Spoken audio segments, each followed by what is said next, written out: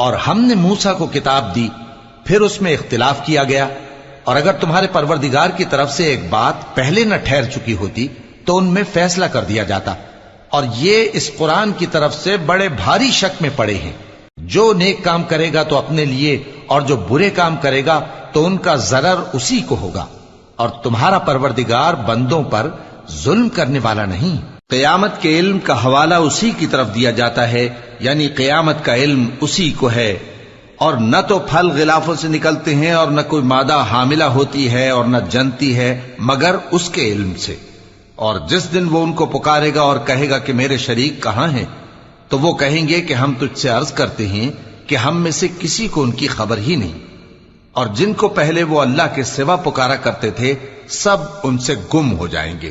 اور وہ یقین کر لیں گے کہ ان کے لیے کوئی راہ فرار نہیں۔ انسان بھلائی کی دعائیں کرتا کرتا تو تھکتا نہیں، اور اگر اس کو تکلیف پہنچ جاتی ہے تو نا امید ہو جاتا ہے، آس توڑ بیٹھتا ہے،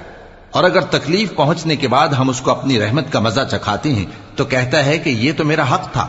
اور میں نہیں خیال کرتا کہ قیامت برپا ہو۔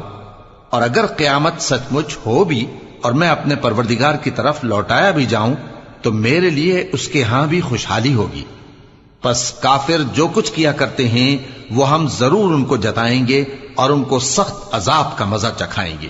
اور جب ہم انسان کو نعمتوں سے نوازتے ہیں تو وہ منہ موڑ لیتا ہے اور پہلو پھیر کر چل دیتا ہے، اور جب اس کو تکلیف پہنچتی ہے تو لمبی چوڑی دعائیں کرنے لگتا ہے۔ کہو کہ بھلا دیکھو تو اگر یہ قرآن اللہ کی طرف سے ہو پھر بھی تم اس سے انکار کرو تو اس سے بڑھ کر کون گمراہ ہے جو حق کی مخالفت میں دور نکل گیا ہو۔ ہم ان قریب ان کو اطراف عالم میں بھی اور خود ان کی ذات میں بھی اپنی نشانیاں دکھائیں گے، یہاں تک کہ ان پر ظاہر ہو جائے گا کہ قرآن حق ہے۔ کیا تم کو یہ کافی نہیں کہ تمہارا پروردگار ہر چیز سے خبردار ہے؟ دیکھو یہ اپنے پروردگار کے روبرو حاضر ہونے سے شک میں ہیں، سن رکھو کہ وہ ہر چیز کا احاطہ کیے ہوئے ہے۔